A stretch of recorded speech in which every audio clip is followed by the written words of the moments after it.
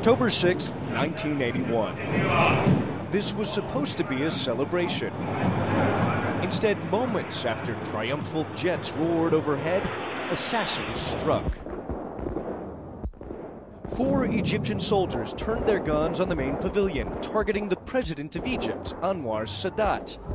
They unloaded their weapons into the president and the dignitaries seated around him, killing the man who led Egypt to war against Israel in 1973 and who 6 years later signed a peace treaty with Israel that won him the Nobel Peace Prize. The idea was just change, to provide an alternative leader that could save Egypt from the political dead end we were living in. Aboud el-Zomar was one of the men convicted of plotting Sadat's assassination. This former Egyptian intelligence officer says he wanted to start an Islamic revolution. In his first sit-down interview with a Western TV news crew, Zomar reluctantly described his role in the assassination. Our role was a facilitator, not a decision maker. All we did was provide the ammunition.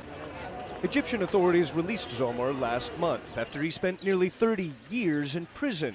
A crowd of supporters gave him a hero's welcome. He thinks that he's hero. Hero for what? For what? For kill Sadat? This is not hero. Not hero.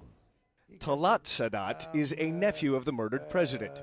He went to prison in 2006 for announcing his conspiracy theories about the assassination on Egyptian TV. You accused Hosni Mubarak of killing your uncle. Yes. You believe that? With the Minister of Defense, yes, of course. And what happened after you said this on television? Next day, go to the military court.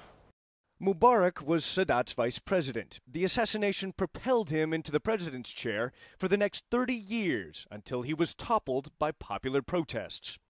Last month, Sadat's daughter, Roaya, filed a case in court accusing Mubarak of complicity in the plot to kill his predecessor.